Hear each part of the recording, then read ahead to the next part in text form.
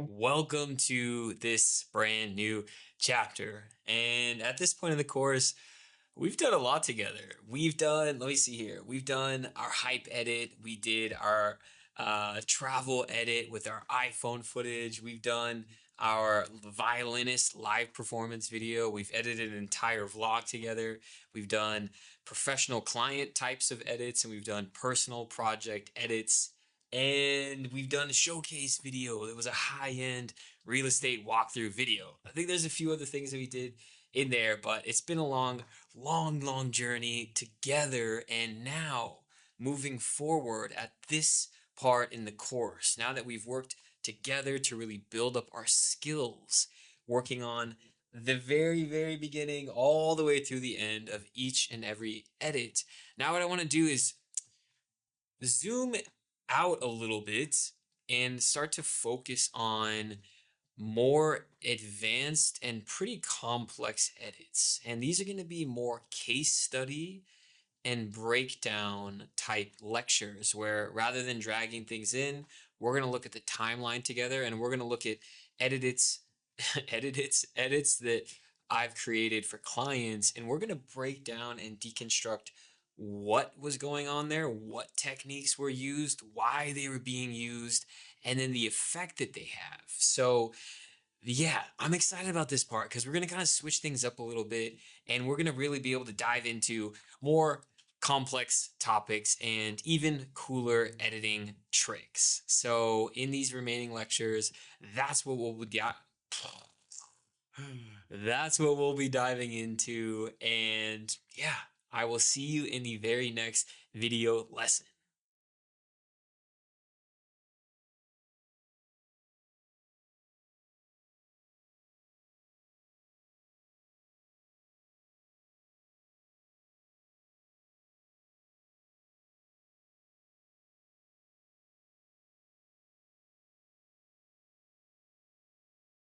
Okay, so we're going to start this process by deconstructing and diving deeply into the most important moments of this trailer for a large client of mine that produces online courses. Very similar to Masterclass, very similar to that kind of content. So they hired me to produce, film, and edit one of these trailers for their upcoming course. So we had two camera angles, two red Komodo angles, shooting at 6K each. And we also had a separate dialogue track connected to our Zoom handheld recorder, recording really high quality dialogue of the teacher speaking.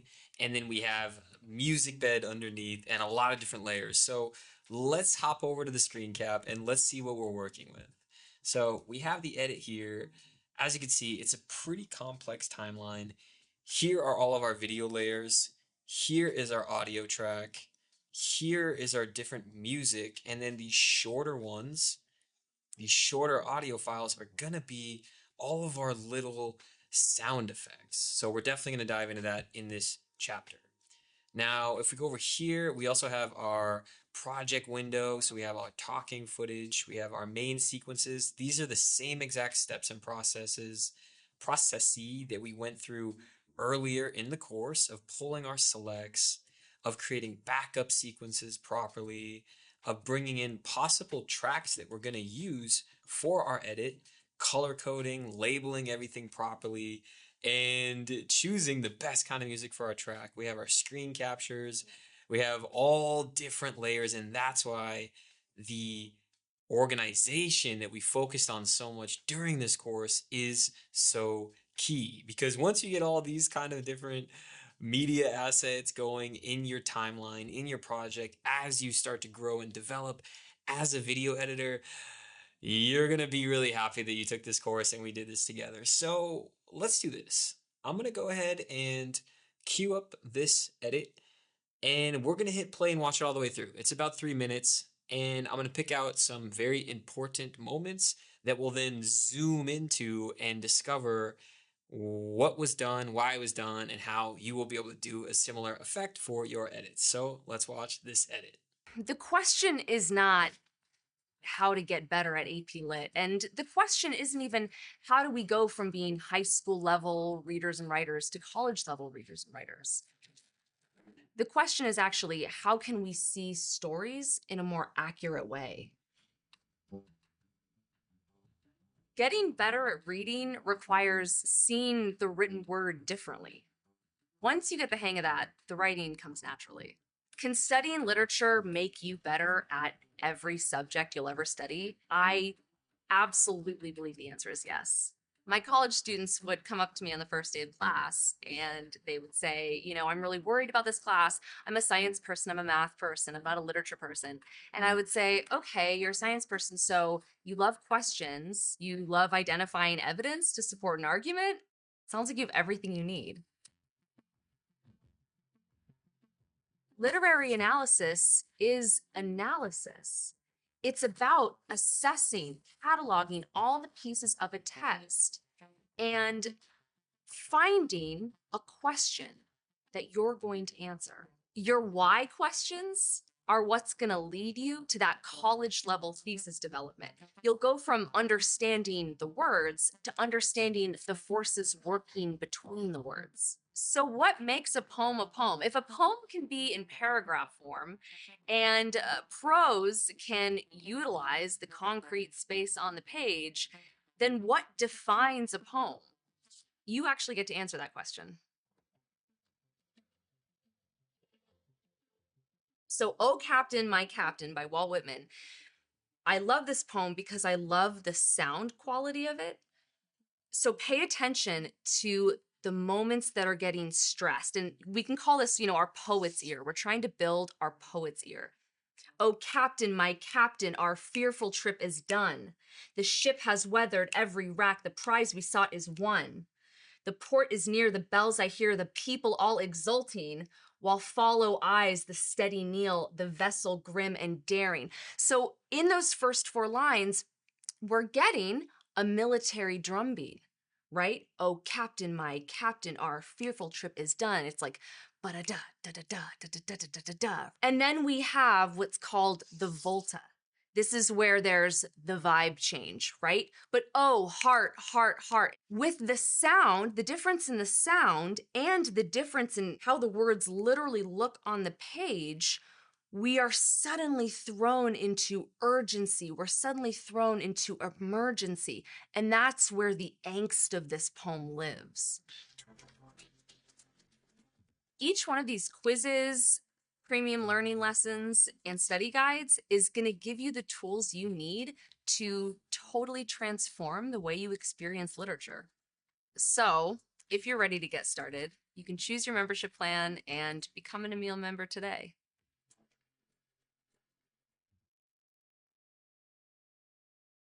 Okay, so pretty in depth. There's a lot of things going on there. We had swoosh audio transitions, we had visual transitions, all those things. So now let's just start from the beginning. This is going to be like a shotgun mishmash of a bunch of different types of tips. So yeah, let's start at the very beginning and let's just start with what we're seeing first.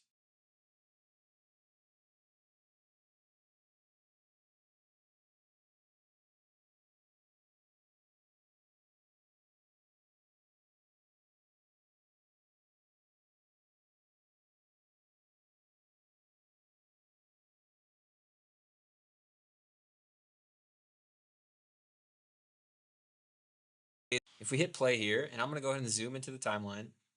The question is not how to get better at AP Lit, and the question isn't even how do we go. Okay, so a lot of stuff is going on just in this first 2 seconds. So let's kind of deconstruct this. So what we have, and I'm gonna go ahead and scoot this so we have more to work with over here. Now we have the exact type of audio filters that we added to our previous edits. So we have the hard limiter that's boosting the sound of the dialogue, making it very clear, which is incredibly important for all videos, but especially a video where you have a teacher on camera teaching things. So we have the hard limiter, it's boosting, it's creating a ceiling so that the audio doesn't go too loud, but it's bringing up all the pieces. I already kind of explained that, so you understand that. Then we have the mastering filter. This is brightening up our audio by boosting the highs, boosting everything in the high frequency. And then we also have the parametric equalizer, where we're selectively what frequencies we're cutting out. Like here, we're cutting out all the low end, just like I mentioned earlier in the course. We don't want a whole lot of low end in the voice because it's going to clash with our music in the background. If there's bass in the music and bass in the voice, that can create the kind of bad rumble in your speakers, especially with older speakers. So that is the overall that we did to really clean up our audio here. So if I take these off The question is not, the question is not, versus putting them back on. question is not. Right. So it sounds like she's underwater without. With, we boosted it up. If you want to learn more about that, we did it in the previous lecture. Now we have this cool kind of visual transition. That's not a transition, but a quick cutaway shot to break up her speaking. The question is not how to get better. So let's keep focusing on our audio for this. Let's see what we have. So we have this sound, which is a book opening sound. So that's one layer of audio. We have our music that comes in. Okay. And then we have our swoosh. Okay. And all together, It's not how to get better. those all work in harmony. If we were to take one out, I'm going to take out the sound effect from the book. Okay. It's okay. Now I'm going to take out the swoosh. Question is not how to get better. Not nearly as much impact there, right? So like this, no swoosh, no sound effect. We just go straight into the music, which would totally be acceptable for most edits. But what we're really focusing is those advanced final techniques that really creates a really cool moment in your edit. So just going in from the vocals to the music, which is what most people would do. The question is not how to get. And if we unmute these tracks so that we bring back our sound effect and we bring back that really important swoosh. The question is not how to get better at. Perfect. So what that does is the audio cue gives you a visual feeling that something is going to change with what you're looking at, and it leads into the sound effect, and it helps the soundtrack overall by really just creating more of a cohesive moment, even though it's it's 1 second, 1.1 seconds, right? I'm looking right here. So it's 1 second and 16 milliseconds. And then it's, okay, this is about 1 second of a thing. And this little addition into the audio really just overall helps this moment. How to get better at AP Lit. And the question isn't even how do we go from being high school level readers and writers to college level readers and writers? The question is and we have a similar effect going on here. We have the talking footage here. We go into this cutaway shot. I'm going to make this a little bit bigger. And so if we solo, we got this. Okay. And you can see I also raise up the decibel range so that it kind of leads into the next sound. Okay. So, and then we have our second sound, the closing of the book. And if I solo this, we got the swoosh, a different swoosh. And you can see what I did here is I used the same exact two swooshes, but this one, and we learned this earlier in the course as well, is at 160% speed. And this one is at 200% speed. So same exact sound effect with a different speed. And here's the difference in the sound compared to, okay? So that kind of hack we also discussed. And what this swoosh does is it allows for the music to cut out in a way that doesn't sound abrupt. It sounds purposeful. The question is so if I were to take away this swoosh, okay, I'm going to mute it. And now listen to the soundtrack, and it's just going to kind of drop out. Readers and writers to college level readers and writers.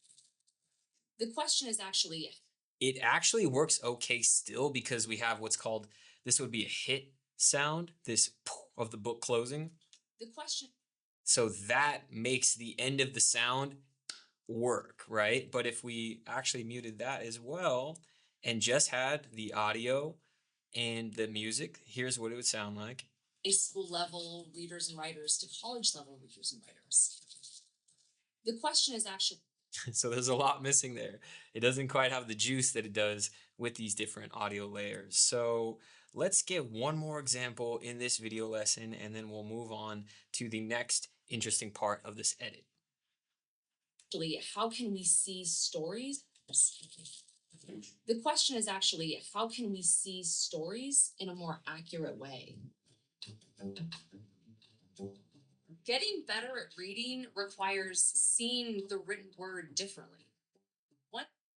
Okay, so more on the audio side, we have a very subtle, much longer swoosh.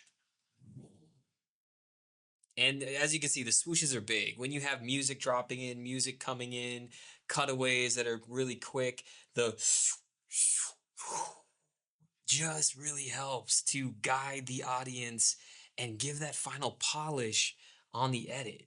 All professional editors use this technique. Now, we have this really subtle swoosh leading into our track. Accurate way. And you can see that when we just see the title come up, the audio from the music is boosted at its highest. Why are we doing that? Because in the other circumstances, when there's speaking and the music track, the speaking should always be the loudest and clearest, and at the forefront, it's the primary sound. The audio is there backing up the speaking and is quieter in the background. But when she delivered her line here, we go to the title screen of the video, there's no speaking. Then we bring up our audio, our music layer, to be the primary sound, and there's no backing sound there in the background. So it sounds like this. More accurate way. And there's a fullness to the sound. And then it, as you can see, goes down when her speaking comes in. Getting better at reading requires. That means that her audio takes primary space for the viewer to be listening to. Again, if I were to take out this really simple boost in our audio, you're going to see that we're going to lose the fullness of our audio track in this specific moment. See stories in a more accurate way. Getting better. So the audio doesn't really quite have enough push in that moment when it's just the music, and it doesn't really give a fullness and an excitement when we're seeing the title card come up. So that's another point, that in the first 20 seconds of this edit, we've got a lot of complexity going on audio-wise and visual-wise, but I really think that's going to help deconstruct a little bit those little specific techniques.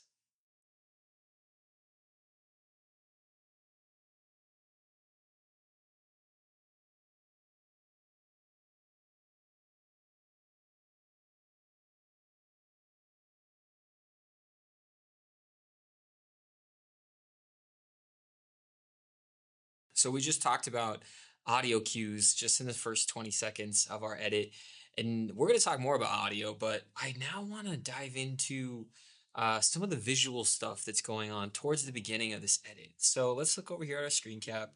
And by the way, I know we spent a lot of time upgrading our motion graphics or upgrading our text to look more professional, but you can still do a lot with just really clean font with a black screen that has the right size, and the right width and the right amount of information on each line with a nice little fade in and just a little bit of movement can go a long way and still create that professional look. So don't think you have to always have these crazy motion graphics with glitchy it transitions in and movement and different colors and all that stuff that we worked on to create together, you can do really great looking stuff with very clean looking font. Now, let's go ahead and skip forward. Getting better at reading requires seeing the written word differently. Once you get the hang of that, the writing comes naturally. Can studying literature make you better at every subject you'll ever study? Okay, perfect. So we have our music synced up to the cool moments in our visuals. We have the music synced up to the right moments to when she's speaking. And that's really the goal that we focused on throughout the course. Now, I just want to explain what's going on here and why these shots work so well together. You can kind of see, okay, and by the way, these shots are right here. 1, 2, 3, 4, 5 shots. And if I go ahead and reveal this in the project, okay, sorry about that. My computer or my editing program actually just crashed. And that's one of the dangers when you have a lot of stacked footage with a lot of filters on it. This can happen. So you have to save your process regularly. Okay, now back to this. I'm going to right click the first shot in our B-roll sequence. I'm going to open it up and I'm going to show you what the original shot looked like. So we have the teacher. I'm giving her some direction on what to do. So we have her walking up here. Okay. Of course, we're not using any of these things before endpoint. Right there is the shot, as you can see. Then she walks up and she honestly doesn't really do anything. We do it again. She walks up. She starts writing. I'm giving her notes or feedback on what to do. She's kind of doing a mock teaching session here, like pretending like she's teaching a class. She's writing out. Okay. And altogether, this is a 7-minute sequence. So what we did is we took the most interesting parts of that sequence. Of course, we color corrected it, as you can see between this shot and this shot. So we have her walking in, we cut to her writing, and as she's still doing that movement, boom, it goes to this movement. And as she's moving her hand still, boom, it goes to this movement. And as that slides, then that goes into this same type of movement. That's what creates that do, do, do, do, really smooth transition between these 5 shots that was really 7 minutes of raw footage that we went through in the select process that you should be an expert at by now. And we took that and we cut together this little, let's see, 28 seconds to 33 seconds. So this is a little 4 to 5 second. Studying literature 4 to 5 second piece. And you can see the other reason why it feels right is because each cut is on beat with this track. Here's our track. These mountains or peaks are going to be our beat. Okay. And actually, let me solo this track. Boom, boom, boom, boom, boom. So boom, boom, right? It goes right with the song itself, so it feels natural to the viewer. And it also goes to the moments of her speaking. So as you develop your skills, at first you're going to be able to create a montage just to a song. And then you're going to be able to create, a montage and an edit to just vocals, maybe, and match up the visuals and show the visuals that explain more about what's being shared audibly. And then you're going to be able to develop the skill where you're syncing the visuals to what's being said, you're matching the beat with your cuts on the music track, and then you're adding in all these extra layers.